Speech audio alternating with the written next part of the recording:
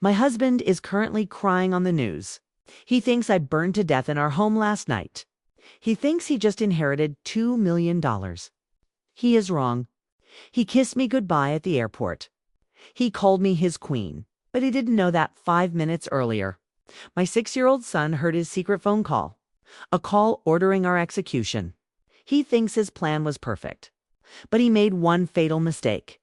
He forgot about the safe in his office, and he has no idea that right now I am holding the one piece of evidence that will put him in prison forever. He tried to burn my world to the ground, so I decided to let him think he succeeded. Just before I spring the ultimate trap. Asterisk, asterisk. The fluorescent lights of the terminal were buzzing like a trapped fly inside my skull. It was Thursday night at Hartsfield-Jackson International. The air smelled of stale coffee, jet fuel, and the specific brand of anxiety that comes with departures. I was tired. Not just physical tiredness.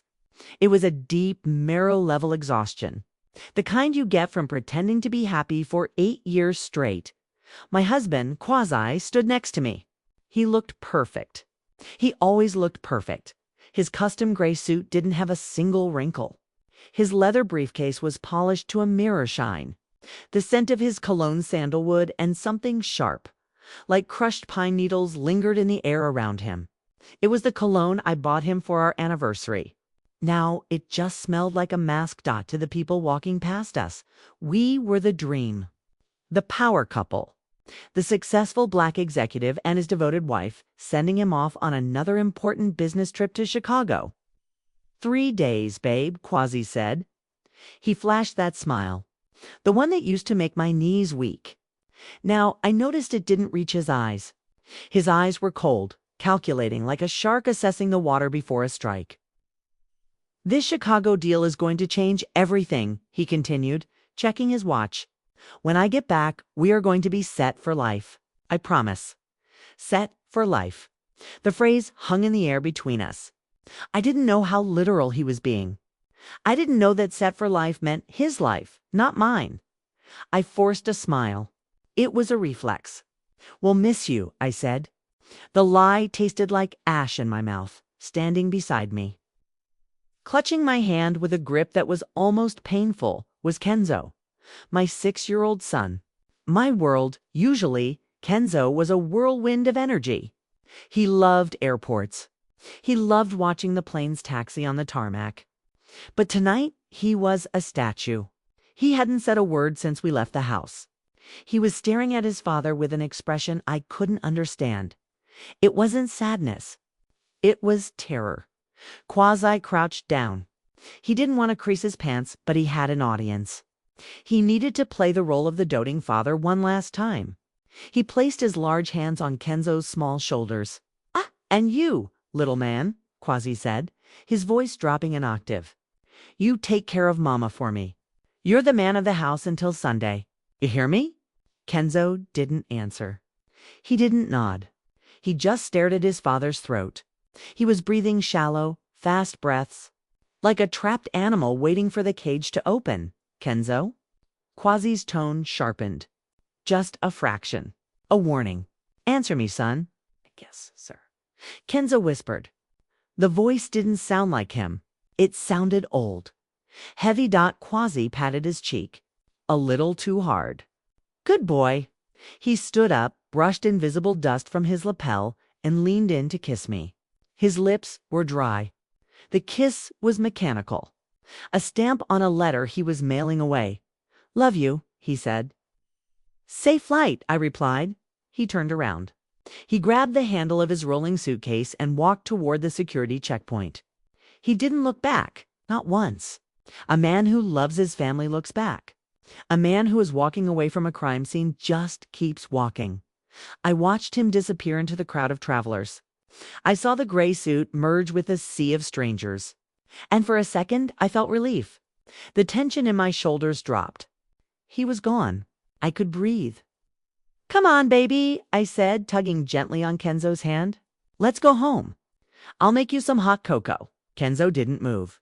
His feet were planted on the polished terrazzo floor like roots. "Kenzo." I looked down. He was trembling. A fine vibration ran through his arm and into my hand. His other hand was gripping his dinosaur backpack so tight his knuckles were the color of almonds. "Kenzo, honey, what's wrong?" "Daddy will be back in 3 days." Started walking. Slowly, every step away from the security gate felt heavier. The noise of the terminal, the announcements, the rolling wheels, the chatter seemed to fade away. All I could hear was the click-clack of my heels and the ragged breathing of my son. We reached the automatic glass doors leading to the parking garage. The cool night air hit us. The smell of exhaust, fumes, and rain. That's when he stopped again. This time, he pulled his hand away from mine. "Kenzo." I was getting impatient now. "It's late. I'm tired, please." He looked up at me, and that look, it will haunt me until the day I die. His big brown eyes were swimming in tears. His lower lip was quivering. "Mama," he whispered. "What is it?" "We can't go home." I sighed, crouching down to his level, oblivious to the passers-by giving us strange looks. "Baby, I know you miss him, but no." The word exploded out of him. It wasn't a tantrum. It was a plea. He grabbed the lapels of my jacket. "No, Mama. Listen. You have to listen." "I'm listening," I said, my impatience turning into concern. He looked around wildly, checking the shadows, checking the faces of strangers walking to their cars. He pulled me closer until his mouth was right next to my ear. "This morning," he stammered, tears finally spilling over his cheeks, "I woke up early." "Before you?" "Before the sun, okay? I was thirsty." I went downstairs. The door to Daddy's office was open a crack. He was on the phone. My stomach tightened. Quasi was always on the phone. Business calls, investors, that wasn't unusual. He was whispering, "Mama," but I heard him. Kenzo's voice dropped so low I could barely hear it over the wind. He wasn't talking about work. "What did he say, Kenzo?" He said ... Kenzo swallowed hard, a dry, painful click in his throat. He said, "Tonight is perfect. She's dropping me at the airport. By the time I land, I want it done." The world stopped spinning. The cars driving by froze. The sound of the wind vanished. "Kenzo," I said, my voice shaking. "Are you sure?" Maybe he was talking about a contract. A deal. "No, Mama." Kenzo was crying openly now, gripping me like I was falling off a cliff. The man on the phone asked about me. I heard him ask, "What about the kid?" I felt the blood drain from my face. My hands went cold. "And what? What did Daddy say?" Kenzo closed his eyes. He didn't want to say it. He didn't want to make it real. Daddy said, "Clean slate. No loose ends. Burn it all." I fell back onto my heels. I sat there on the dirty concrete of the airport sidewalk, staring at my son. Burn it all. Suddenly. Pieces of a puzzle I didn't know. I was solving click together. The strange car parked across the street 3 nights in a row. A dark sedan with tinted windows, the way Quasi insisted on increasing my life insurance policy last month. For generational wealth, he had said. To protect the family legacy. The way he moved all our savings into an account I couldn't access. The way he kissed me goodbye tonight, it wasn't a kiss. It was a final check. He was making sure the victim was in position. He said he wants to be free. Kenzo sobbed into my shoulder. He said when he comes back, he wants to be rich and free. I hugged my son. I hugged him so tight I thought I might crush him. My brain was screaming at me to deny it. To tell him it was a nightmare, to go home, lock the doors, and sleep. But a mother's instinct is a primal thing. And deep down in the pit of my stomach, I knew. I knew he was telling the truth. If we went back to that house in Buckhead, we weren't waking up, "'Kay?" I whispered. I stood up. My legs felt like jelly, but my mind was sharpening. The exhaustion was gone, replaced by a cold electric fear. "Okay, Kenzo, I believe you." "You do?" "I do." "We aren't going home." I took his hand again. We walked toward the parking deck. But this time, we weren't walking like a family. We were moving like fugitives. I got into the driver's seat of my SUV. I locked the doors. I checked the back seat. I checked the mirrors. I started the engine. The dashboard clock read 9:42 p.m. Home was 20 minutes away. "Where are we going?" Kenzo asked, his voice small from the back seat. I put the car in gear. My hands gripped the steering wheel so hard the leather creaked. "We're going to see if you're right," I said, my voice unrecognizable even to myself. "We're going to drive to the neighborhood. But we aren't going into the driveway. We're going to watch." I pulled out of the airport garage, merging onto the highway. I didn't know it yet, but I was driving away from my old life. The Ira who dropped her husband off at the airport was dead, the woman driving.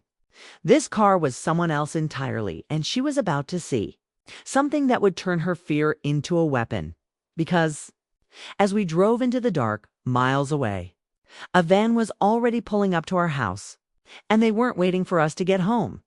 They had keys. Asterisk, the drive back to Buckhead felt like a funeral procession. I didn't take the main road. I took the back streets, the winding, tree-lined avenues where the old money of Atlanta lived. It was quiet, the kind of quiet that feels heavy, oppressive. My hands were slippery on the steering wheel. I wiped them on my jeans, one at a time, left, right. Back to the wheel. Kenzo was silent. I whispered. I don't know who I was talking to. Maybe myself. I didn't pull into our driveway. I see OULDN single quotes too. Instead, I turned onto a side street that ran perpendicular to ours. There was a spot between two massive oak trees. A patch of darkness where the streetlights didn't reach. I killed the engine. I killed the lights. We sat in the dark. The only sound was the ticking of the cooling engine. Tick, tick, like a bomb counting down from here. We had a perfect view of the house. My house, it looked peaceful. The porch light was on, casting a warm yellow glow on the white columns. The manicured lawn was green and perfect. Through the sheer curtains of the living room, I could see the silhouette of the lamp I had left on Dot. It looked like safety. It looked like home. Anne for a terrifying moment. I doubted everything. I looked at my house, standing there so sturdy and normal, and I felt a wave of shame. What was I doing? I was hiding in a car like a criminal, spying on my own life. It's all because my 6-year-old had a bad feeling. Quasi was my husband. We had been married for 8 years. He was the father of my child. He was ambitious. Yes. Distant lately. But a killer, Mama? Kenzo's voice was barely a breath. Hush, baby. Just watch. I checked the dashboard clock. 10:17 p.m. Maybe I should just start the car. Maybe I should drive into the garage, carry Kenzo to his bed, and laugh about this in the morning. I reached for the ignition. My fingers brushed the plastic. Don't, Kenzo said, sharp. Kenzo. This is ridicule. Look, he pointed a small finger toward the end of the street. My heart stopped. A vehicle was turning the corner. It wasn't a neighbor. I knew every car on this block. Mrs. Gable drove a red Mercedes. The Thompsons had a blue SUV. This was a van. Dark gray, no logos. No markings. The windows were tinted so dark they looked like black holes. It moved slowly, prowling. It didn't speed up. It didn't pass by. It glided down the asphalt like a shark in shallow water. I held my breath. My lungs burned. Keep going, I prayed. Please, just keep going. Prove me wrong. Prove my son wrong. The van slowed down. The brake lights flared red. It stopped directly in front of my mailbox. See? Kenzo whispered. He wasn't triumphant. He was terrified. 2 men got out. They were dressed in black. Hoodies pulled up over their heads. They moved with a purpose that made my stomach turn. They didn't look around nervously like teenagers pulling a prank. They were calm, professional. They walked up the driveway. My instinct was to scream, to honk the horn, to flash my lights, to do something to stop them. But I was frozen, paralyzed by the sheer, surreal horror of it. They reached the front door. I watched, expecting violence. I expected a crowbar, a kick, the sound of shattering glass. I expected them to break into the sanctuary of my home. But the tall one, he didn't raise a foot. He didn't raise a tool. He reached into his pocket under the porch light. I saw the glint of metal, a key. I felt like I had been punched in the chest. The air left my body in a rush. Only 3 people had a key to that. Deadbolt, me, Quasi, and the spare we kept in the safe. Quasi gave them a key. He didn't just hire them. He welcomed them. He invited them in to kill us. The man inserted the key. He turned it. Smooth, easy. The door swung open. They stepped inside my house. The door clicked shut behind them. "They have keys," Kenzo said. His voice broke. "Why do they have keys, Mama?" I couldn't answer him. I was weeping. Silent, hot tears streaming down my face. The betrayal was absolute. It was a physical pain, sharp and jagged, twisting in my gut. He wanted us dead. He wanted us dead so badly that he made it easy for them. We sat there for what felt like hours. But the clock said it had only been 6 minutes. 6 minutes of strangers walking through my kitchen, touching my things, standing over the beds where we were supposed to be sleeping. Then the shadows moved. The front door opened again. The men walked out, quick, efficient. They didn't carry TVs. They didn't carry jewelry boxes. They hadn't stolen a single thing. They got back into the van. The engine revved. Tires squealed softly on the pavement. And they were gone, disappearing into the night as if they had never been there. "Are they gone?" Kenzo asked. Before I could answer, I saw it.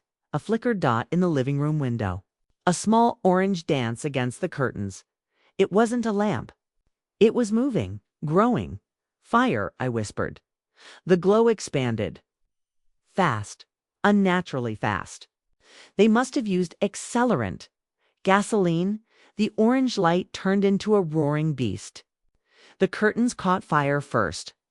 I watched the fabric curl and blacken, consumed in seconds. Then the window pane shattered from the heat, CRR smash. The sound echoed down the quiet street, smoke billowed out. Thick, black, oily smoke. It spiraled up toward the moon. The fire climbed the stairs. It was hungry. It was racing toward the second floor. Toward the master bedroom. Toward Kenzo's room. If we had been in those beds. I imagined the smoke filling our lungs. The heat waking us up when it was already too late. The door handles glowing red hot. My son. My baby. Burned alive because his father wanted a check. Because his father wanted a clean slate. I gripped the steering wheel until my nails dug into the leather. I watched my wedding photos burn. I watched the sofa where we watched movies burn. I watched the life I had built for 8 years turn into ash and carbon. It was beautiful in a sick, twisted way. The flames were so bright. "My toys," Kenzo whimpered. "My room." "I'm sorry, baby," I choked out. "I'll buy you new toys. I promise. I'll buy you the whole world." Sirens wailed in the distance. Someone had called 911, but it was too late. The house was a torch. I sat there, shivering uncontrollably. The heat of the fire couldn't reach us, but I felt cold. Freezing. The kind of cold that comes from knowing you are alone in the world. My husband was gone. My house was gone. My identity was gone. I was a widow. Not because he died, but because the man I married never existed. Suddenly, a vibration against my thigh made me jump out my phone. I pulled it out of my pocket with trembling fingers. The screen lit up the dark car interior like a spotlight. New message. Hubby, the name mocked me. The heart emoji mocked me. I opened the message. "Hey, beautiful. Just landed. Boarding was crazy. Hope you and the little man are sleeping tight. Love you both. Can't wait to come home." I looked at the phone. Then I looked at the inferno raging down the street. Sleeping tight. He was establishing the timeline. He was creating the digital footprint of a loving husband checking in. Moments before the tragic accident was discovered, he thought we were burning. He thought we were screaming. And he was texting me, "Love you." I didn't scream. I didn't throw the phone. A strange calm settled over me. It was the calm of the dead. I looked at Kenzo in the rearview mirror. He wasn't crying anymore. He was watching me. waiting for me to lead, Mama. He asked, "What do we do now?" I turned off the phone screen. Darkness returned. "Now," I said, and my voice sounded like grinding stones. "Now we let him believe he won. I put the car in reverse. He wants us dead. Fine, we'll be dead." I backed out of the shadows, leaving the fire behind us. But as I drove away, I realized something. The fire had taken my home, but it had given me something else. It gave me the truth, and the truth was a weapon I was going to use to gut him. But first, we needed a place to hide, and I knew exactly who to call. The one person who had warned me about Quasi years ago. The one person who would know exactly how to bury a man who was already dead inside. The phone vibrated against my thigh. Again, buzz. Buzz. It wasn't a notification. It was a physical violation. In the silence of that dark car, with the orange glow of my burning home reflecting in the rearview mirror, that sound was louder than the sirens wailing in the distance. I looked down at the screen. The blue light washed over my hands. My trembling, cold hands. The caller ID said, "Hubby," that red heart. That small digital pixel of affection. It sat there, glowing next to his name. It felt like a joke. A cruel, sick punchline to a joke I didn't know I was part of. I swiped to unlock. My fingerprint worked. My identity still existed on this device, even if it was being erased from the physical world 100 yards away. I read the message again, slowly. I dissected it like a surgeon cutting into a tumor. "Hey, beautiful. Just landed. Boarding was crazy. Hope you and the little man are sleeping tight. Love you both. Can't wait to come home." I read it out loud. My voice sounded hollow, dead, sleeping tight. He knew. He knew exactly what time it was. He knew the hitman had just left. He knew the accelerant had been poured. He knew the match had been struck. Sleeping tight didn't mean dreaming. It meant suffocating. It meant carbon monoxide filling our lungs until we stopped twitching. It meant our skin turning to charcoal while we lay in our beds. He wasn't texting me, he was texting the police. He was texting the insurance adjusters. He was texting the jury that would eventually sit at his trial. This message was his alibi. It was a time-stamped piece of evidence designed to prove he was the loving, concerned husband who was miles away when tragedy struck. Boarding was crazy. Liar, love you both. Monster. I looked up at the house. The roof was catching now. The flames were licking the night sky, hungry and violent. The heat was so intense I could almost feel it through the windshield glass. It wasn't a robbery. Robbers steal.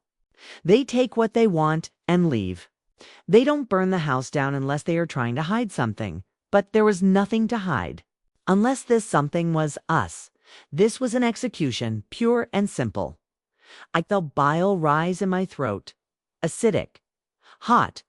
I opened the car door and leaned out, retching onto the asphalt. My body was trying to reject the reality my mind had just accepted. I spat on the ground and wiped my mouth with the back of my hand. "Mama." Kenzo's voice came from the darkness behind me. "Are you sick?" "No, baby," I whispered, pulling the door shut. "I'm not sick. I'm awake." I was finally awake. For 8 years I had been asleep. I had been sleepwalking through a marriage I thought was perfect. I ignored the signs. I remembered the day he asked me to change my life insurance. "Sign here, babe." Just a formality. I remembered the way he stopped touching me. "Just tired, Ira. Work is stressful." I remembered the way he looked at Kenzo, not with love, but with annoyance. Like our son was an expense on a balance sheet he wanted to cut. He had been planning this for months, maybe years. He calculated the cost of the gasoline, the cost of the hitmen, the payout of the insurance. He did the math. And the result of the equation was simple. We were worth more dead than alive. The sirens were getting louder now. Flashing blue and red lights painted the trees at the end of the street. The fire trucks were arriving. Neighbors were coming out onto their porches. I saw Mrs. Gable in her bathrobe, hands covering her mouth in horror. I saw Mr. Thompson running toward the fire with a garden hose, a useless, heroic gesture against an inferno. They were watching my funeral. They were mourning Ira and Kenzo Vance. If we stayed here, if the police found us sitting in this car, the narrative would change. Quasi would be called. He would rush home. He would act shocked that we survived, and then he would try again. Next time it wouldn't be a fire. It would be a car crash. A break-in gone wrong. A slip in the shower, he wouldn't stop. A man who burns his own child alive doesn't stop until he gets his money. We have to go, I said. My voice was steady now. The fear had crystallized into something harder. Something sharp. Hate. Pure, cold, unadulterated hate. I put the car in gear. I kept the headlights off. I let the car roll forward, using the darkness as a cloak. I turned right, away from the fire trucks, away from the chaos. We slipped out of the neighborhood like ghosts. Where are we going? Kenzo asked again. He was clutching his dinosaur backpack so tight I thought it might burst. We don't have a house. We don't need a house, I said. We need a weapon. I drove toward the city. The skyline of Atlanta glittered in the distance, indifferent to my tragedy. I had no wallet. My purse was in the kitchen, currently melting into a puddle of plastic and leather. I had no credit cards, no cash, no ID. I was a ghost. But ghosts can do things the living can't. Ghosts can haunt. I reached into the center console of the car. Buried under old receipts and a pack of gum was a small cream-colored business card. I had kept it there for 2 years. Ever since my father passed away, Langston Vance was a hard man. He built his wealth with steel and sweat. He never liked Quasi. He called him a snake in a suit. Okay? On his deathbed, my father grabbed my wrist. His grip was weak, but his eyes were fierce. Ira, he had wheezed. You have a blind spot for that man? Love makes you stupid. I had tried to pull away, offended. Listen to me, he barked. If the day comes. And I pray it doesn't. But if the day comes when you see what I see, you call her. He pressed the card into my hand, Zunera Okafor, attorney at law. She's the only shark in this city that eats other sharks, he said. I had thrown the card in the console and forgotten about it. I thought my father was just a bitter, dying old man now. As I drove away from the ashes of my life, I pulled that card out. I held it up to the dashboard light. Zunera Okafor. I fight for those who can't. The number was printed in bold black ink. My phone battery was at 23%. I handed the card to Kenzo in the back seat. Kenzo, I said. Read me that number. He squinted in the dark. 4.0.4. I typed the digits. My thumb hovered over the call button. It was almost midnight. Who answers a phone at midnight? Call it Mama, Kenzo whispered. Call the lady. He knew. My 6-year-old son knew we were past the point of police. We were past the point of normal help. We needed a monster to fight a monster. I pressed call. 1 ring, 2 rings, 3 rings, pick up. Please God, pick up. The line clicked. A voice answered. It wasn't a sleepy voice. It was raspy. Smoke and whiskey. Alert, this is Okafor. I let out a breath I didn't know I was holding. Ms. Okafor, I stammered. My name is Ira Vance. My father was Langston Vance. Silence on the other end. Heavy silence. Then the sound of a chair creaking, as if she was leaning forward. Langston's girl, she said. Her tone shifted. It wasn't friendly, but it was interested. He told me you'd call eventually. He just didn't say it would be this late. I'm in trouble, I said. Tears threatened to return, but I swallowed them back. My husband, did he hit you? She asked, blunt. No, I said. He burned our house down. With us inside, another pause. Longer this time? Are you safe? I don't know. Are you hurt? No. Where is he? On a plane? Pretending to be innocent. Good, Zunera said. And I could hear a smile in her voice. A terrifying, predatory smile. If he thinks you're dead, you have the advantage. Don't go to the cops.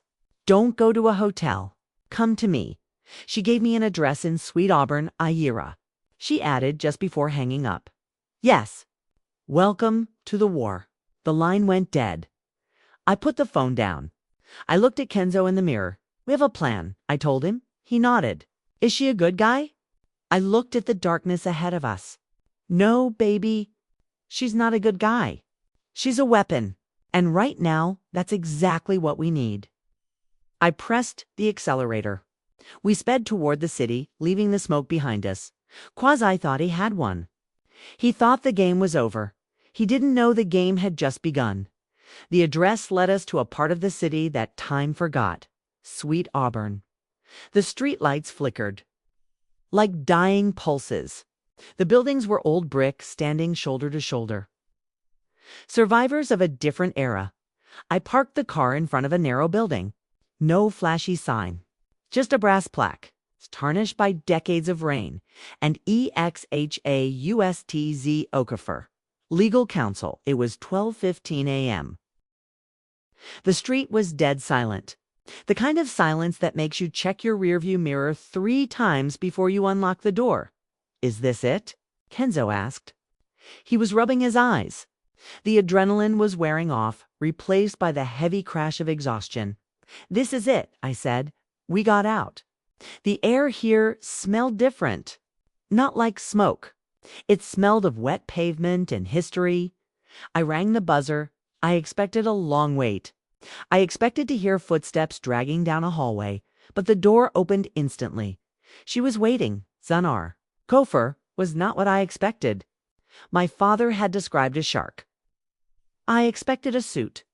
I expected cold precision. What I saw was a woman who looked like she was carved out of granite. She was tall, taller than me.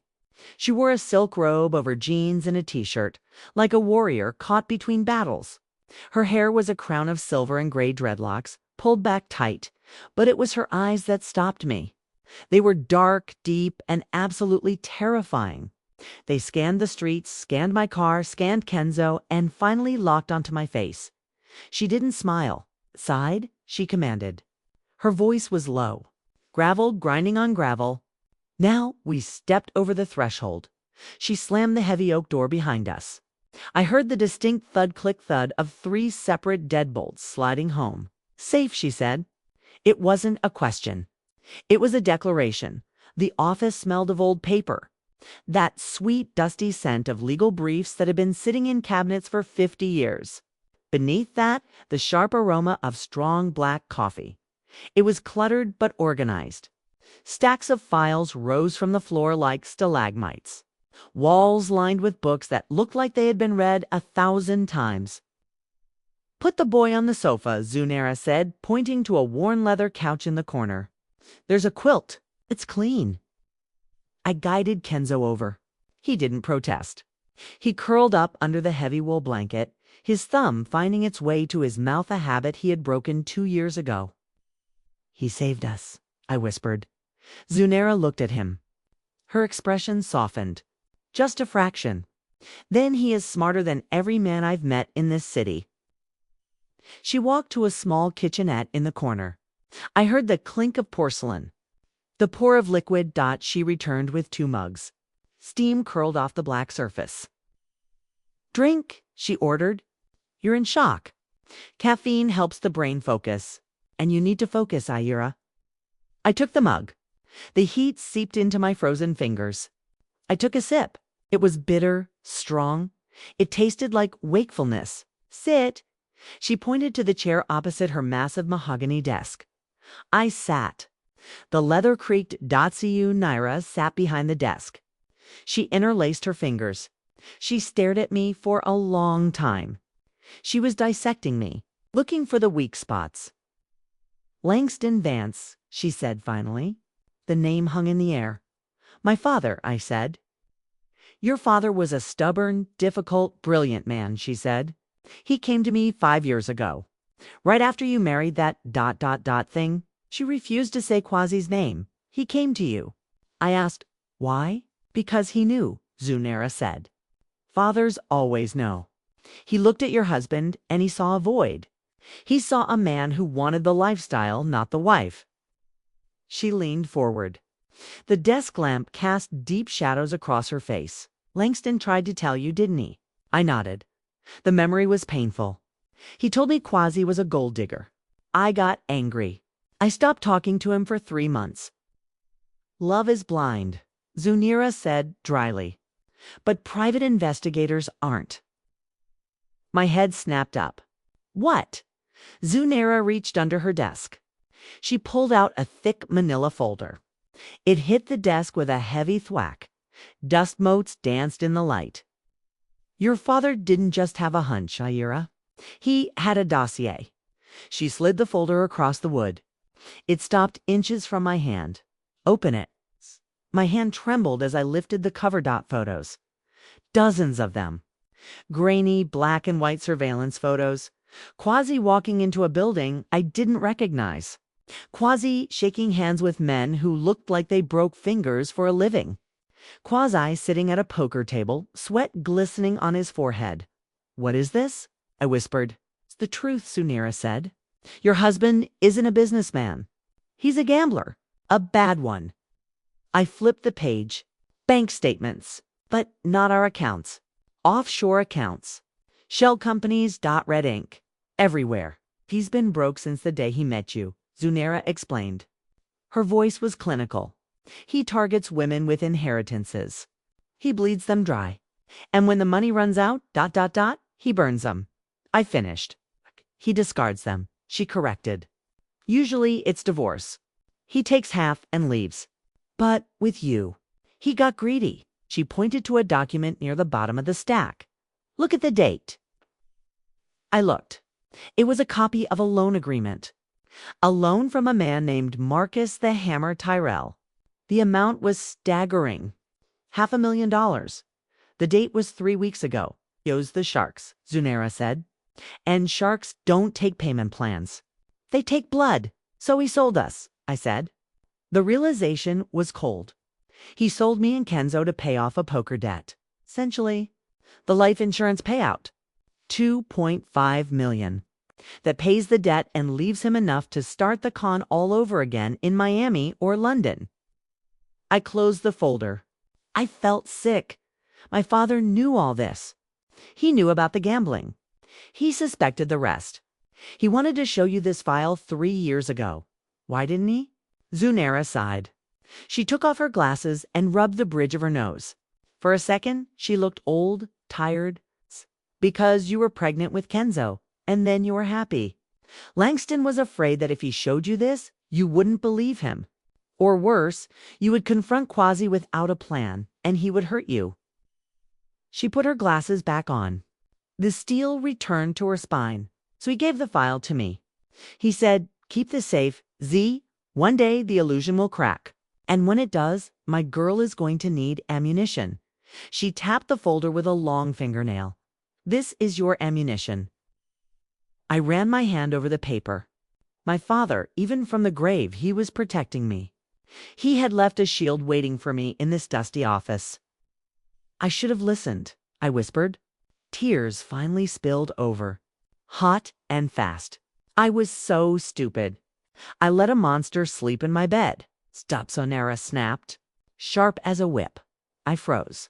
Self-pity is a luxury for the living, she said. And as far as your husband knows, you are dead. So you don't get to have self-pity. Not tonight. She stood up. She walked to the window and peered through the blinds, checking the street again. Tonight we mourn the house, she said.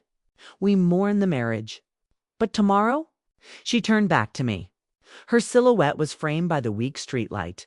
She looked like an avenging angel. Tomorrow we go to war. How? I asked. He thinks we're Ash. If I show up, he runs. Exactly. Zunira smiled. It wasn't a nice smile. He thinks he's written the ending to this story. He thinks he's the author. She walked back to the desk. She opened a drawer and pulled out a burner phone, a cheap plastic flip phone. But he forgot one thing, she said. He forgot that dead men tell no tales. But grieving widows? She slid the phone across the desk to me. We scream. We are going to let him sweat, Zunira continued. We are going to let him act out his little play for the cameras.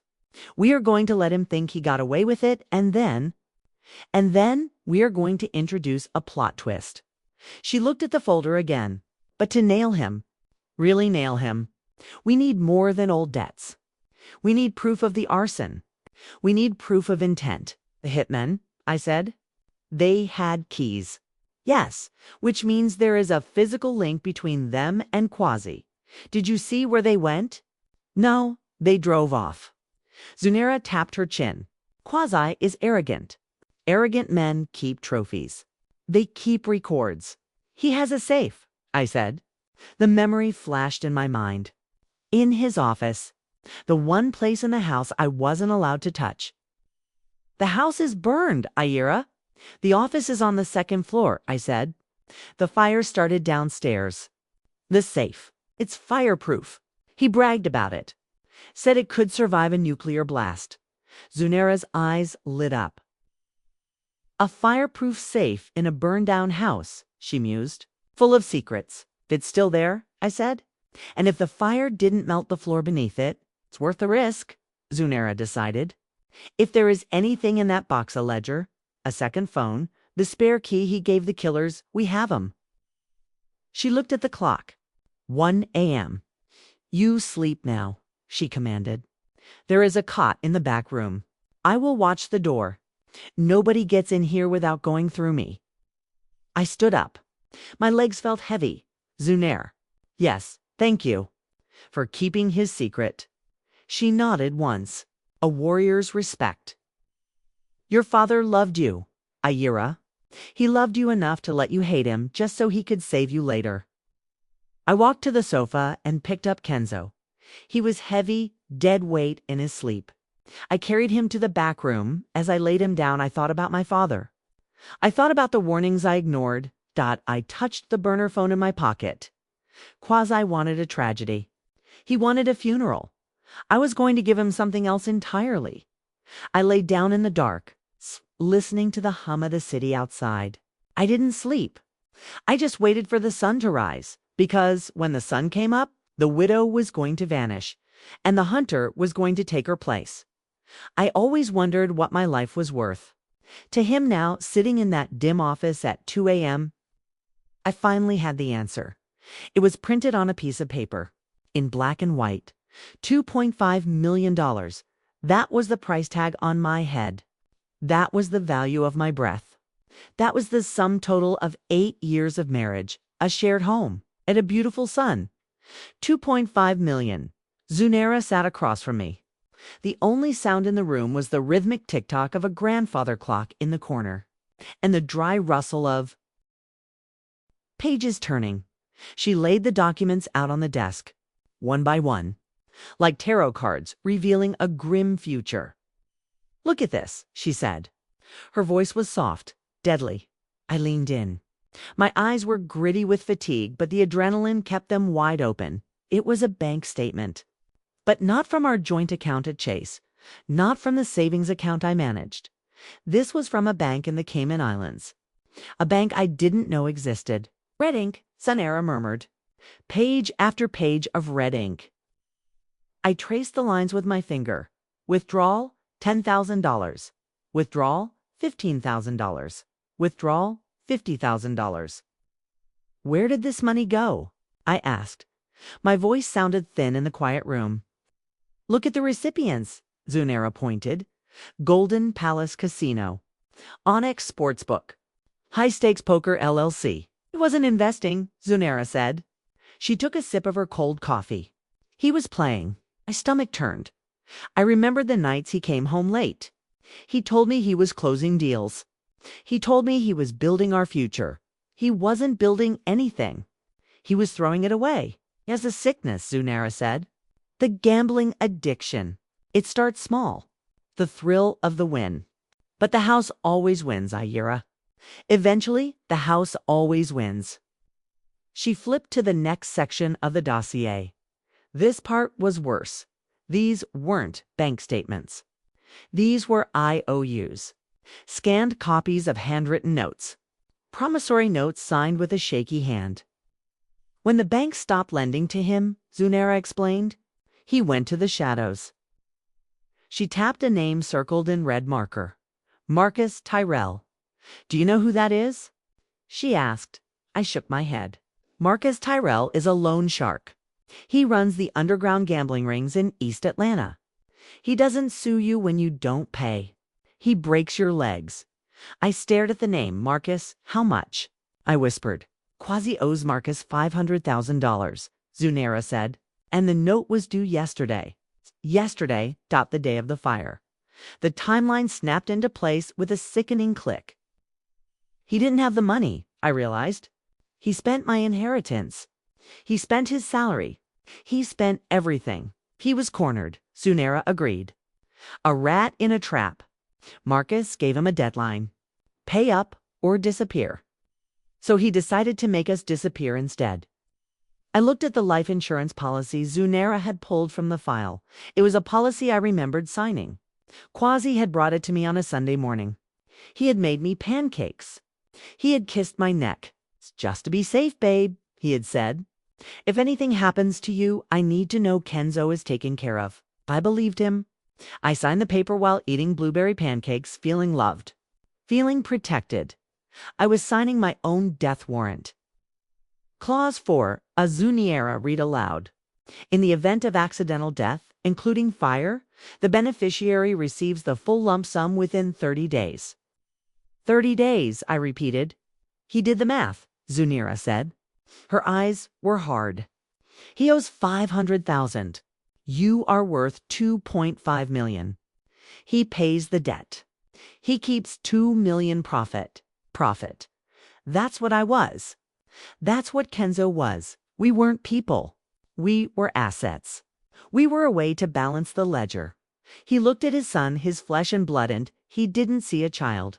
He saw a check. He looked at me, his wife of 8 years, and he didn't see a partner. He saw a solution to his gambling problem. Rage is a funny thing at first. It feels hot, like fire. But then if you let it sit, it turns cold. It turns into ice. I felt that ice spreading through my chest. It was desperate, I said. He was scared of this Marcus guy. Does that make you feel sorry for him? Zunera asked. She was testing me. No, I said. It makes me hate him more. Good.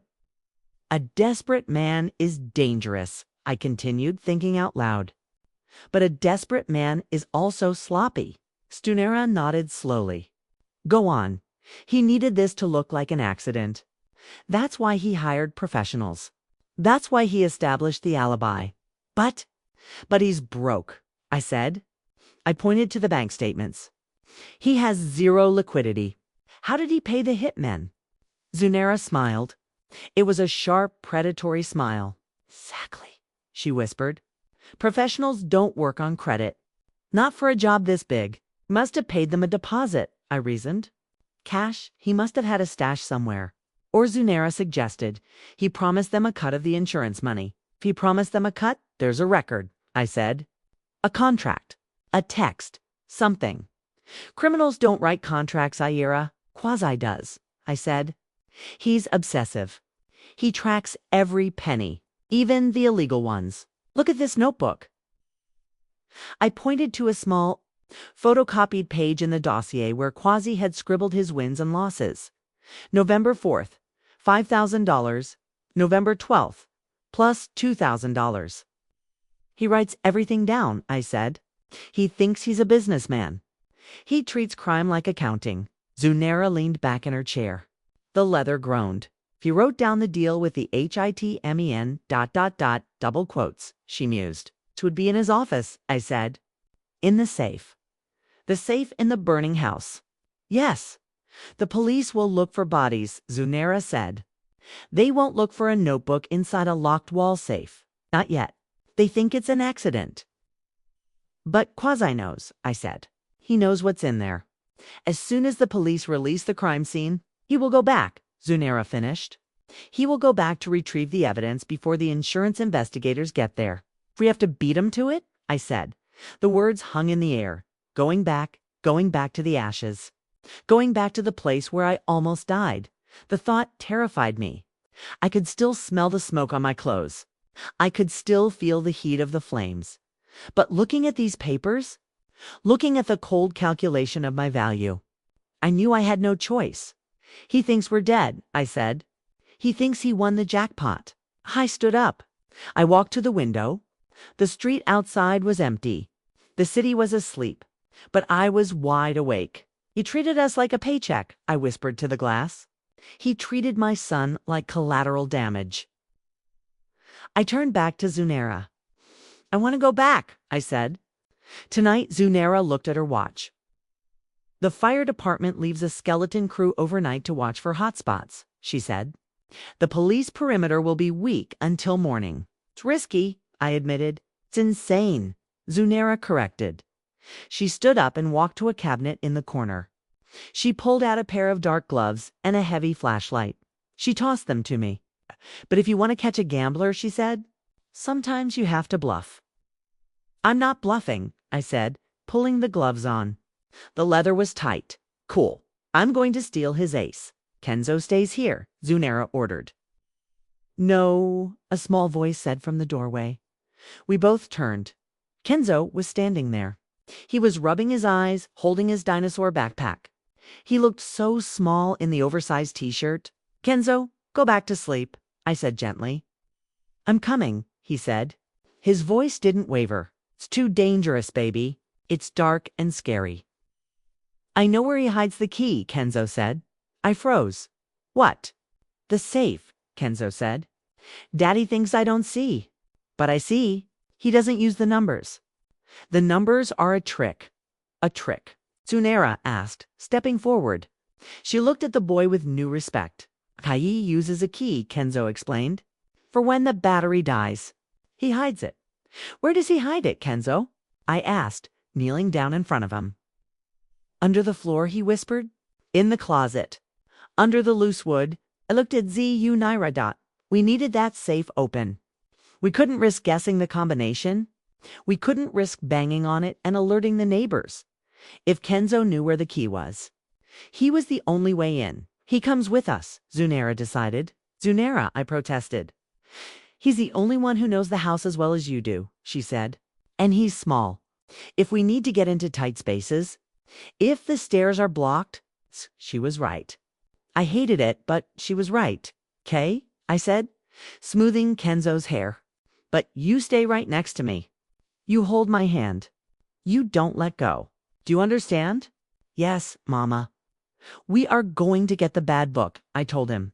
And then we are going to make Daddy pay. Zunera grabbed her car keys. Let's go, she said, before the sun comes up and ruins our cover. We walked out into the cool night air. The city was quiet, but miles away in the charred remains of my home. Something was waiting for us, and we weren't the only ones heading there because a desperate man checks his work. And Quasi wasn't sleeping tonight either. The smell hit us 2 blocks away. It wasn't just the scent of wood smoke. It was uglier than that. It was the acrid, chemical stink of melted plastic and wet ash. It smelt like a grave. We parked Zunera's old sedan in the shadows, 3 streets over from my house, or what was left of it. 20 minutes, Zunera whispered. She didn't look at me. She was watching the rearview mirror. If you aren't back in 20 minutes, I'm coming in. Don't, I said. If we aren't back, it means the police caught us. If it's the police, I can represent you, she said grimly. If it's Marcus and his men, I can't help you. I opened the car door. The night air was heavy, damp. I pulled the hood of my sweatshirt up. I looked like a thief. I felt like a ghost. Come on, Kenzo, I whispered. He slid out of the back seat. He was wearing dark jeans and a black hoodie Zunera had dug out of a donation box in her trunk. He looked tiny, too small for this. Too small to be walking into a crime scene. But he didn't hesitate. He took my hand. His grip was firm. We moved through the backyards of my neighbors. We dodged motion sensor lights. We climbed over fences that used to define the boundaries of our safe suburban life. Finally, we reached the perimeter of my yard. Yellow police tape fluttered in the breeze. Crime scene, do not cross. The house stood against the moonlight like a skeleton. The roof had partially collapsed. The windows were black, gaping mouths. It was silent. No sirens anymore, no firefighters. Just the wet, dripping sound of water falling from the charred beams. Drip, drip, drip. It was the sound of my life weeping. "Stay behind me," I breathed. I lifted the tape. We slipped under. We went to the back door, the kitchen entrance. The door itself was gone, burned off its hinges. There was just a black hole leading into the dark. I clicked on the flashlight Sunera gave me. I covered the lens with my fingers, letting only a sliver of light escape. We stepped inside. Crunch. The sound of broken glass under my boot was deafening in the silence. I froze. I waited. Nothing, just the wind whistling through the ruins. The kitchen was unrecognizable. The refrigerator was a melted lump of steel. The table where we ate breakfast every morning was gone. Turned to charcoal. I shone the light on the wall. The family photos were gone. The calendar with Kenzo's soccer schedule was gone.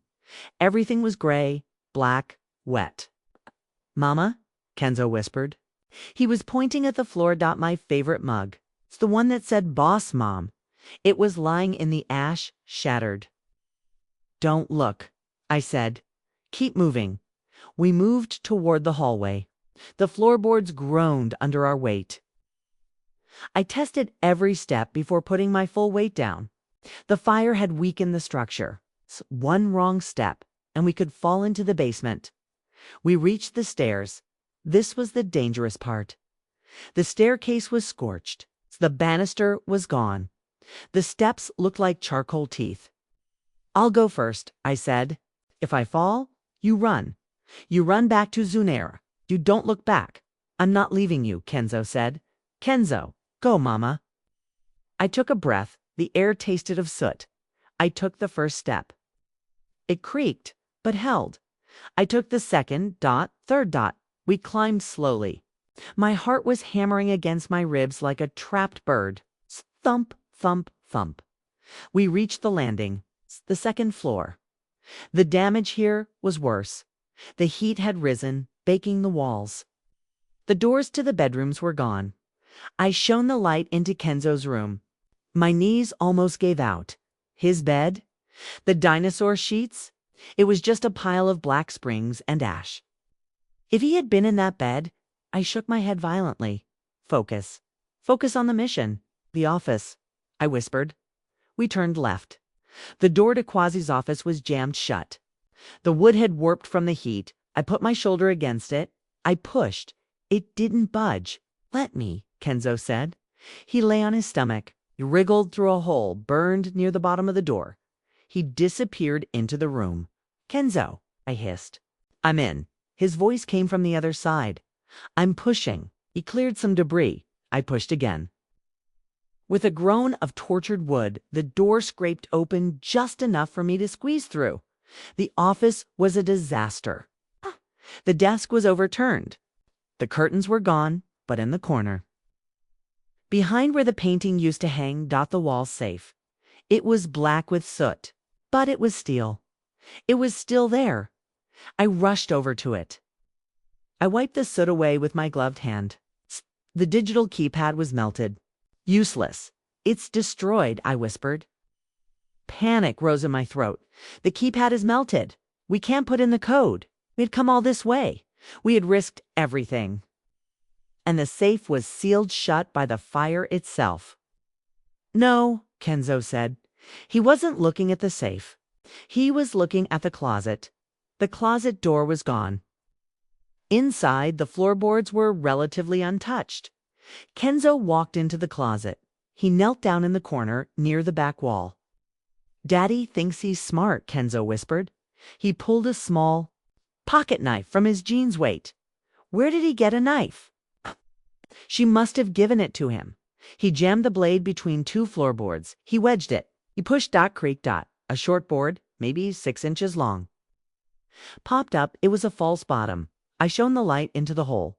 There was a small velvet bag. Kenzo reached in. His hand was small enough to fit perfectly. He pulled the bag out. He opened it. A silver key and a USB drive. "He keeps the backup key here," Kenzo said, "in case he forgets the numbers." I looked at my son, standing in the ashes of his father's house, holding the key to his father's destruction. He looked 10 feet tall. "You are amazing," I breathed. I took the key. I went back to the safe. I found the manual override slot hidden under a melted plastic panel. I chipped the plastic away with a knife. I inserted the key. My hand was shaking. "Please turn. Please turn."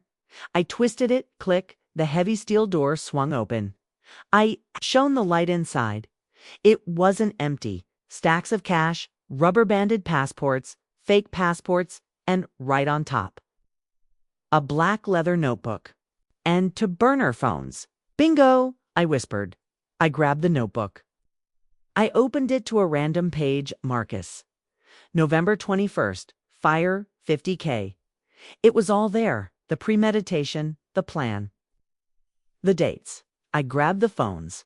I grabbed the cash. We would need money to survive. I stuffed everything into the backpack Kenzo was wearing. "We got it," I said. "Let's go." We turned to leave. We squeezed back through the warped door. We reached the landing. I was about to take the first step down the stairs when I froze. A sound. Not the dripping water. Not the wind. A crunch. Broken glass stepping on broken glass downstairs. "Mama," Kenzo started to say. I clamped my hand over his mouth. I pulled him back into the shadows of the hallway. Another crunch. Then a voice. Deep. "Southern boss said to check the safe." My blood turned to ice. "Ain't nobody could survive this." A second voice said, "Place is a tomb. Just check it. Marcus wants the notebook. He don't want no loose ends. They're coming up the stairs." We were trapped on the second floor. The only way down was the stairs they were climbing. I looked around frantically. The windows were too high to jump. The floor was weak. We had the evidence. We had the truth. But now we had company, and they had guns. The sound of a boot crushing charcoal is distinct. It's a dry, brittle crunch. Like stepping on old bones. Crunch, crunch. They were halfway up the stairs. I stood frozen on the landing, my hand clamped over Kenzo's mouth. My heart wasn't beating anymore. It was vibrating. A frantic hummingbird flutter against my ribs. We were trapped. Behind us, the ruined office. Before us, the only exit. And blocking that exit were the men who had burned my life to the ground. "You hear that?" The voice downstairs grumbled. Deep, gravelly. "Floor's settling. Just check the room, Marcus." "Boss is paranoid." Marcus, the loan shark. The man who owned my husband's debt. He hadn't sent minions this time. He had come himself. Panic is a chemical. I felt it flood my veins. It tasted like copper. Made my extremities tingle. If they found us, there would be no trial. No police report. We would just be 2 more bodies found in the rubble. A tragedy. Look, the news would say the mother and son returned to the house and died of smoke inhalation. Quasi would win. Back, I mouthed to Kenzo. I didn't whisper. I didn't breathe the word. I just shaped it with my lips. We retreated. We moved backward into the office. Stepping in the exact spots we had stepped before, trying desperately not to make a sound. The office was a dead end. The window, it's too high. A 20-foot drop to concrete. With a 6-year-old, fatal. The desk, overturned. Snow cover. The only shadow deep enough to hide us was the closet. The same closet where Kenzo had found the key. Inside, I signaled. We squeezed into the narrow space. The doors were gone, burned away. We were exposed. Our only cover was the depth of the closet and the darkness. We pressed ourselves into the far corner, behind a rack of scorched suits that Quasi had left behind. The suits smelled of smoke and expensive wool. They hung like dead men. I pulled Kenzo into me. I wrapped my arms around him, curling my body over his like a shell. I buried his face in my chest so he couldn't see. So he couldn't scream. I felt his tears soaking my shirt. He was shaking, tiny rhythmic trembling that terrified me. "Please don't cough," I prayed. "Please don't sneeze. Please don't breathe." A beam of light sliced through the hallway darkness. It swept across the blackened walls. It cut through the floating dust motes like a laser. Then A boot stepped into the room. Marcus, he was huge. Even in the dark, I could feel his size. He filled the doorway. He wore a heavy coat and held a flashlight that looked more like a baton. The second man followed, smaller, wiry, holding a pistol loosely at his side. "Place is a gut job," the wiry one said. He sounded bored. "Nobody's been here." "Marcus, look at the ash. It's undisturbed." My heart stopped. The ash, the fire had coated the floor in a thick, gray layer of soot. It was like fresh snow. Every step left a mark. Every movement left a trail. We had walked in here. We had walked to the safe. We had walked to the closet. Our footprints were screaming from the floor. "Wait," Marcus said. He swung the flashlight. The beam hit the safe. The safe door was wide open. The silence that followed was heavy, suffocating. "I thought you said you didn't touch the safe," Marcus said. His voice was low, dangerous. "I didn't." The wiry man protested. "We lit the fires downstairs. We didn't even come up here. Think the heat must have popped it?" "Heat doesn't turn a key," Marcus growled. He walked toward the safe. His heavy boots obliterated our tracks near the door, but I knew. I knew what was coming. He shone the light inside the safe. Empty, he spat. The cash, the book, gone. Maybe the boss came back and got it. Quasi. Marcus laughed. A cold barking sound. "That coward wouldn't step foot in a burning building. He's probably hiding in a hotel room crying." Marcus turned. He swept the light across the floor. Was looking for clues. T was looking for the thief. I pressed my face against the top of Kenzo's head. I squeezed my eyes shut. "Don't see us. Don't see us." "Someone was here," Marcus announced. "Recently. Look at the dust." The beam of light moved. It traced the path from the safe ... to the closet. It traced our path. I opened my eyes. Through the gap between the hanging suits, I saw the light hitting the floor. "Small feet," Marcus whispered. The air left the room. "What?" the wiry man asked. "Look at the prints," Marcus said. He crouched down. He touched the ash with a gloved finger. "These aren't cop boots. These are sneakers. Small ones." He stood up slowly. He turned the light toward the closet. "A kid," the wiry man asked. "You think a kid robbed the safe?" "I think," Marcus said, unholstering his own weapon, "that we have a witness." The beam of light hit the suits. It blinded me. I held my breath. I held Kenzo. I prepared to die. I thought about rushing them. I had a pocket knife. They had guns. It was suicide. But if I could buy Kenzo 3 seconds, maybe he could run. "Come on," Marcus said to the darkness. "We know you're in there." He took a step toward the closet. Crunch. He took another. Crunch. He was 5 feet away. I could smell his cologne. Cheap musk and cigarettes. He reached out with his free hand to sweep the burnt suits aside. My muscles coiled. I was ready to spring. I was ready to claw his eyes out. 3 feet, 2 feet. He gripped the fabric of the suit, hiding us. Found why. Scream. A high, piercing shriek tore through the night. It came from outside, from the street. "Hey, you there, police?" It was a woman's voice, hysterical, loud. "See, you, Naira. She wasn't the police, but she sounded like a neighbor screaming for the police." Marcus froze. His hand was inches from my face. "Cops," the wiry man hissed. "We gotta go now." "Aku," Marcus hesitated. He looked at the closet. He knew. He knew someone was behind that suit. "Marcus," the wiry man urged. Sirens. Listen. In the distance, faint but growing, sirens were wailing. Zunera must have called them moments before she screamed. Marcus cursed. A vicious, ugly sound. He let go of the suit. "We aren't done," he whispered to the closet. He turned. "Move back door." They ran. Heavy boots thundered down the stairs. Thump. Thump, thump. Then the sound of crunching glass in the kitchen. Then silence. I didn't move. I couldn't move. My body was locked in a rigor of terror. I counted to 10. Then 220, Mama. Kenzo whispered. Are they gone? I exhaled. It came out as a sob. Yes, I breathed. Yes, baby, they're gone. I pushed the suits aside. We fell out of the closet, gasping for air like divers surfacing from deep water. We were covered in soot. We were shaking. But we were alive. We had the evidence. We had the money, and now we knew exactly who we were fighting. Let's go, I said, grabbing his hand. Before they figure out it was a trick. We ran.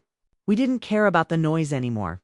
We flew down the stairs, jumped over the broken glass, and sprinted into the night. We made it to Zunera's car just as the first police cruiser turned the corner. Lights flashing, we slumped into the seats. Zunera floored the gas. Did you get it? She asked. Her hands were shaking on the wheel. I held up the black notebook. We got it, I said.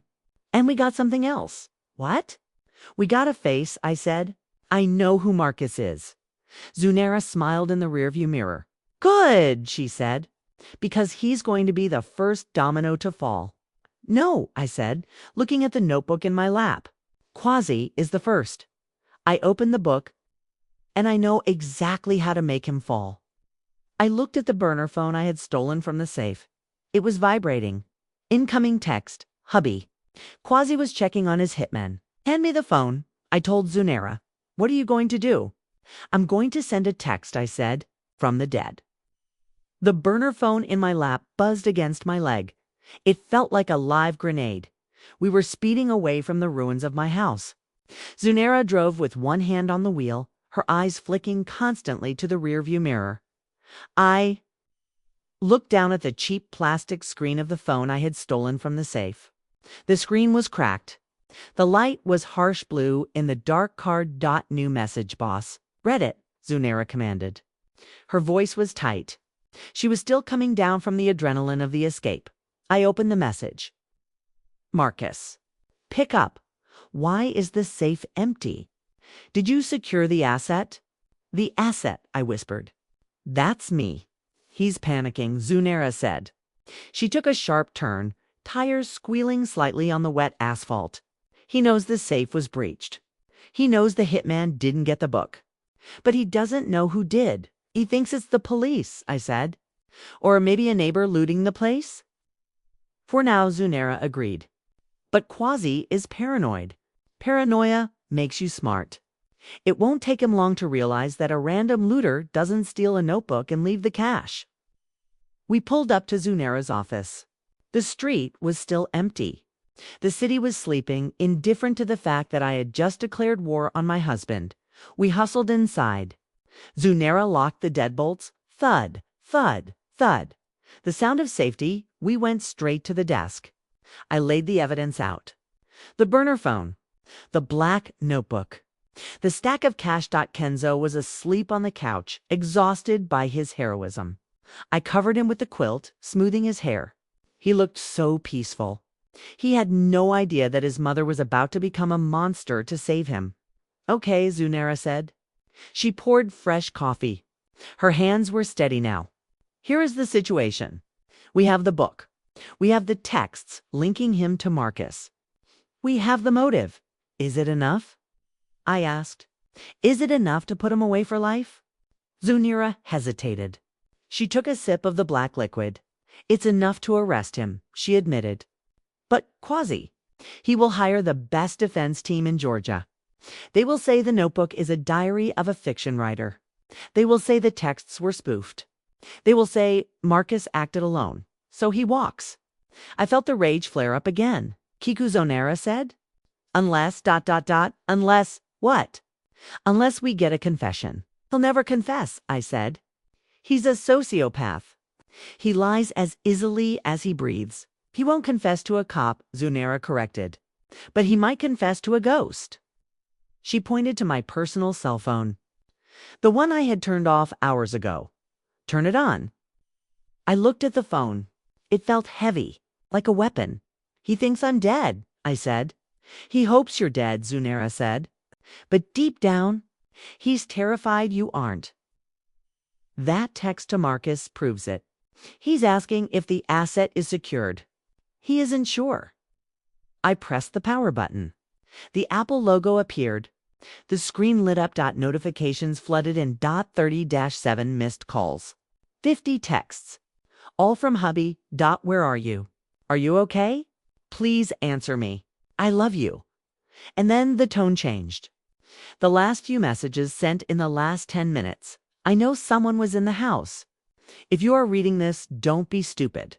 We need to talk. He knows, I whispered.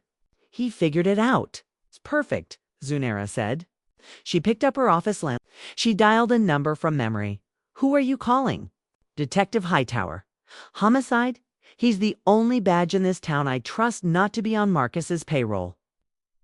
She spoke briefly. Low tones. Yes, I have her. Yes, we have the book. No, we're doing this my way. Meet us at the office. Now she hung up. You're going to meet Quasi. She told me. My stomach dropped. Meet him. He'll kill me. He'll finish the job. He won't, Zunera said. Because you're going to be the most dangerous thing in the world, Ira. What's that?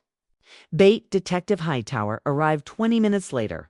He was a mountain of a man.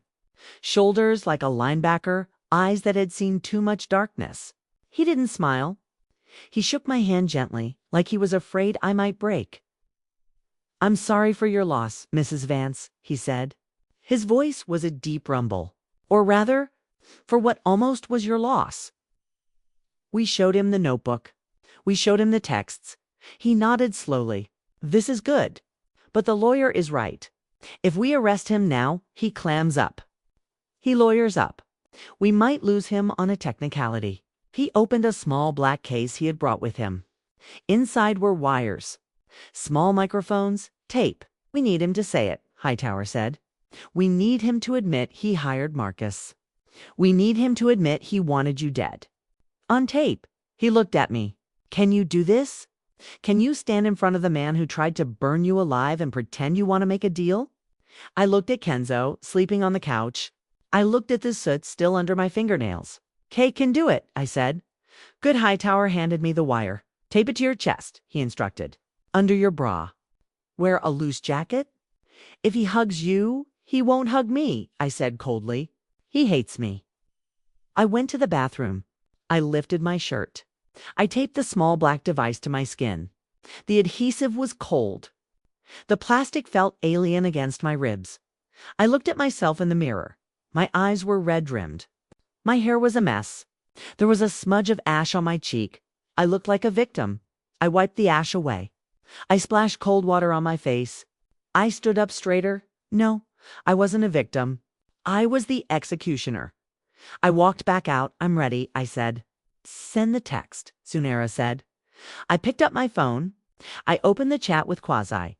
I ignored his 50 fake pleas for my safety. I typed.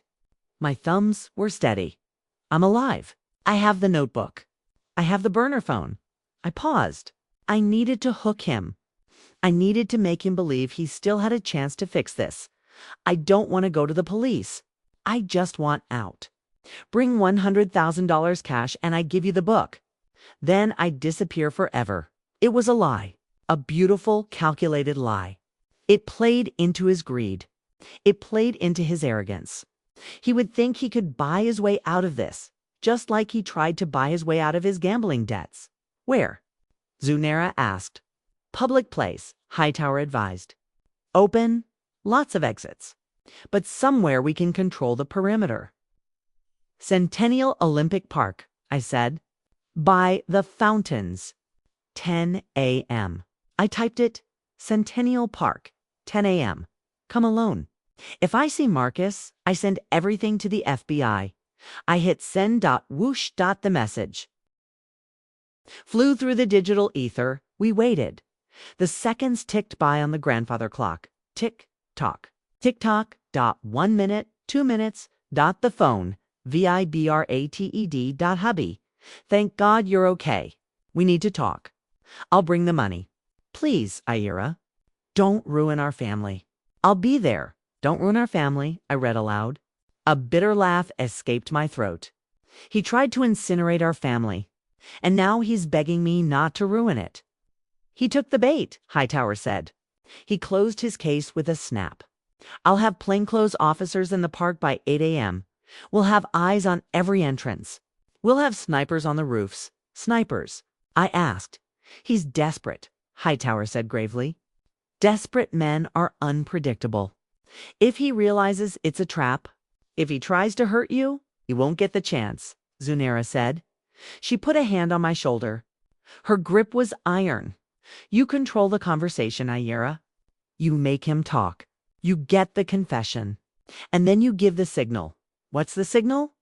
You ask him why, Hightower said. Ask him, why did you try to kill us? When he answers, we move in, I nodded, I looked out the window. The sky was turning gray. Dawn was breaking over Atlanta. The sun was coming up on the day my husband was going to die. Not physically, but socially, financially, legally. Today was the funeral of Quasi Vance, and I was going to be the one to deliver the eulogy. Let's get dressed, I said. I have a date. Centennial Olympic Park was too bright. The sun beat down on the pavement. The fountains danced. Tourists took selfies, laughing, eating ice cream. They didn't know that 20 feet away, a woman was waiting to catch a murderer. I sat on a concrete bench. My back was rigid. The wire taped to my ribs felt like it was burning a hole through my skin. It was cold plastic against hot sweat. In my ear, a tiny earpiece buzzed. Steady, Detective Hightower's voice rumbled. We have eyes on him. He's entering from the north gate. I looked up. There he was, Quasi Vance.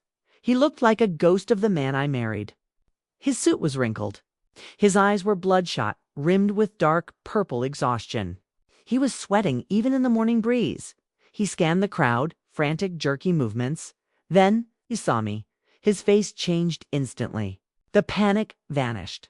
He put on the mask. That sickening, concerned husband mask. Ayera, he shouted. He ran toward me, arms open. Oh God, Ayera, you're alive. He tried to hug me. I stepped back. I held up a hand. Don't, I said. My voice was ice. Don't touch me. He froze.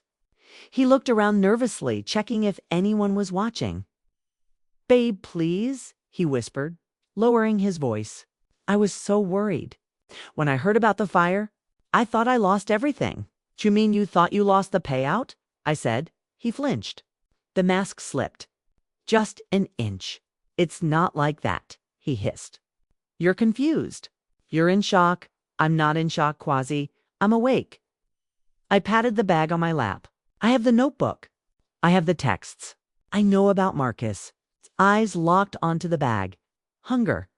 Pure, desperate hunger. Give it to me, he demanded. He reached into his jacket pocket.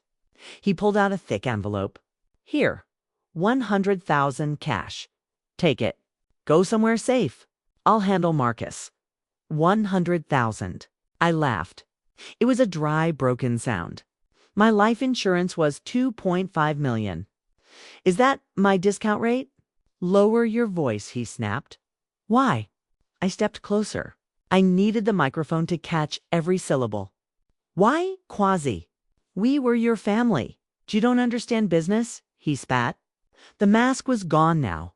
His face twisted into a sneer. You were sinking me. You're spending. The kid's school. I was drowning. So you decided to burn us. I had no choice. He screamed. He didn't care about the tourists anymore. You were just dead weight, Ayera. You and that weird, quiet kid. You were nothing but an expense. Dead weight. That's all we were. Lines on a ledger.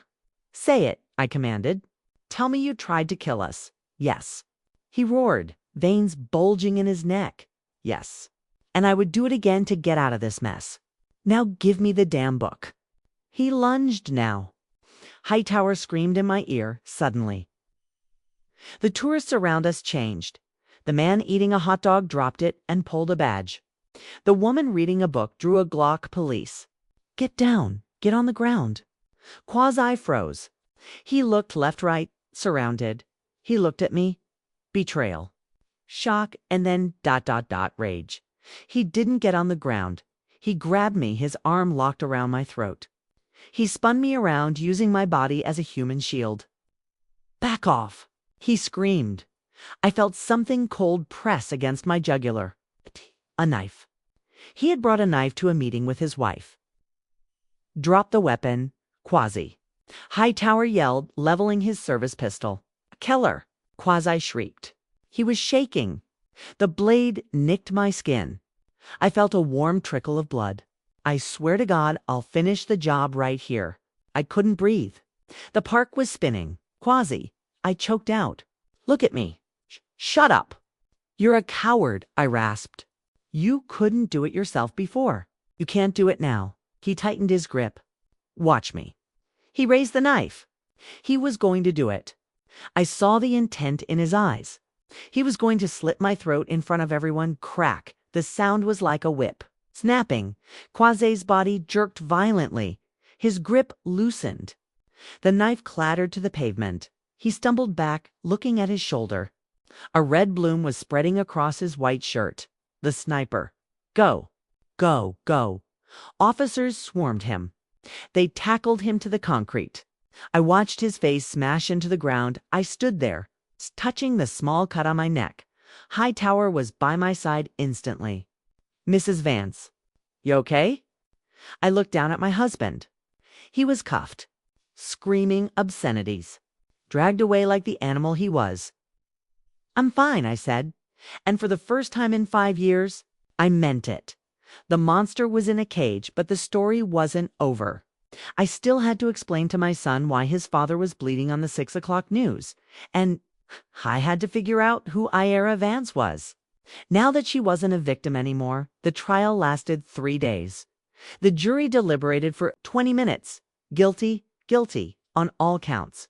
Attempted murder, arson, conspiracy, insurance fraud. The judge sentenced Quasi to 25 years without parole. He screamed when the gavel came down. He looked at me sitting in the back row, and he screamed that it was all my fault. I didn't flinch. I didn't cry. I just stood up. I smoothed my skirt, and I walked out of the courtroom. I walked out into the sunlight. And for the first time in 8 years, the air didn't smell like sandalwood cologne. It smelled like freedom. We rebuilt. It wasn't easy. Trauma doesn't just vanish because the bad guy is in jail. Trauma lives in the walls. It lives in the nightmares. For the first year, Kenzo slept with the lights on. He checked the locks 3 times a night. He flinched at the sound of sirens. But we had help. We had Zunera. She didn't just win the case. She adopted us. She became the grandmother Kenzo never had. And she became the mentor I desperately needed. We used the home insurance money, the legitimate money, to buy a small bungalow in Decatur. It's not a mansion. It doesn't have marble floors or a 2-story foyer, but it has a garden. It smells like lemon and soil, not smoke and lies. And most importantly, only we have the keys. I went back to school. I realized that hiding wasn't enough. I wanted to fight. I joined Zunera's firm as a paralegal. I help women who are trapped. Women who are staring at the backs of their husbands' heads, wondering if they are safe. I tell them my story. I tell them about the fire. And I tell them the most important lesson. I learned forgiveness. Kenzo asked me about it recently. He's 11 now, tall, smart, still observant. "Mama," he asked, "do you forgive Daddy?" I looked at him. I saw his father's eyes, but none of his father's darkness. "I do," I said. He looked confused. "Why?" "He tried to kill us." "Forgiveness isn't for him, baby," I explained. "Forgiveness doesn't mean what he did was okay. It doesn't mean he gets a second chance." I touched the faint scar on my neck where the knife had pressed. Forgiveness means I refuse to carry his stone anymore. Hate is heavy. Hate makes you tired. And I have too much living to do to be tired. We survived the fire. But we did more than that. We rose from it like a phoenix, sometimes late at night. I think back to that moment at the airport. I think about how close I came to getting in that car and driving home. I think about how easy it would have been to dismiss a 6-year-old's fear as imagination. We are taught to be polite. We are taught to be rational. We are taught not to make a scene, but politeness gets women killed. If you take one thing from my story, let it be this: trust your gut. Trust that little voice in the back of your head that says something is wrong. Trust the fear. It is not paranoia. It is your soul screaming the truth. My son's whisper saved my life, and now I'm using my voice to save others. I am Ira Vance. I am a survivor, and I am finally, truly home. Narrator: what would you have done if you were Ira? Would you have believed the child? Let me know in the comments. And if this story gave you chills, hit that subscribe button. The next story involves a lottery ticket, a poisoned dinner, and a grandmother who never forgets a face. You won't want to miss it.